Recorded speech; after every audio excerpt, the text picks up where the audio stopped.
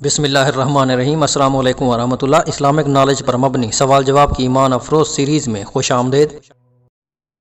سوال نمبر 1، قرآن مجید کی تلاوت کا قیامت میں کیا اجر ہوگا؟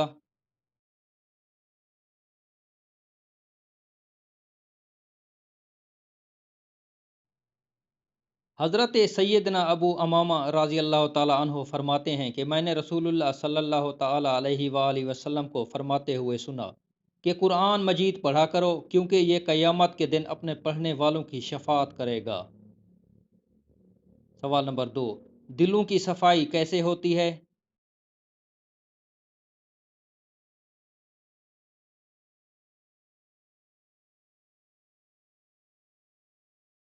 حضرت سیدنا ابن عمر رضی اللہ تعالی عنہ سے مروی ہے کہ رسول اللہ صلی اللہ تعالی علیہ وآلہ وسلم فرمایا کرتے تھے، ہر شے کے لیے کوئی نہ کوئی صفائی کرنے والی شے ہوتی ہے، اور دلوں کی صفائی خدا کے ذکر سے ہوتی ہے۔ سبحان اللہ۔ سوال نمبر 3، حضرت عثمان رضی اللہ تعالی عنہ کو ذو النورین کیوں کہا جاتا ہے؟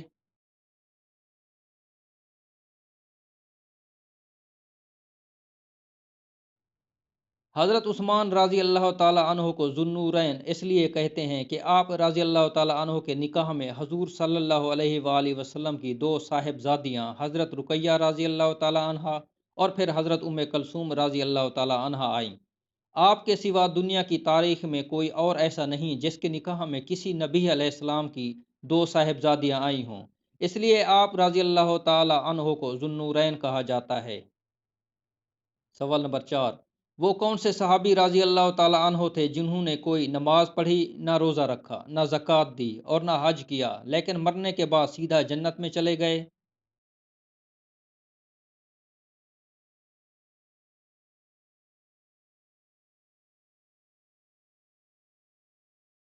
حضرت اسیرم رضی اللہ تعالیٰ عنہ، آپ کا اصل نام عمر بن ثابت بن وقش تھا۔ آپ رضی اللہ تعالیٰ عنہ اسیرم کے لقب سے مشہور تھے۔ اسیرم بن ثابت رضی اللہ تعالیٰ عنہ جنہوں نے عین غزوہ احد میں جنگ کے دوران اسلام قبول کیا تھا اور غزوہ میں بہادری سے لڑتے ہوئے شہید ہو گئے تھے۔ آپ رضی اللہ تعالیٰ عنہ نے کوئی نماز پڑھی، نہ روزہ رکھا، نہ زکوٰۃ دی، نہ حج کیا۔ حضرت اسیرم بن ثابت رضی اللہ تعالیٰ عنہ کے متعلق رسول اللہ صلی اللہ علیہ وآلہ وسلم نے فرمایا، اس نے عمل تھوڑا کیا اور اجر بہت پایا۔ سبحان اللہ۔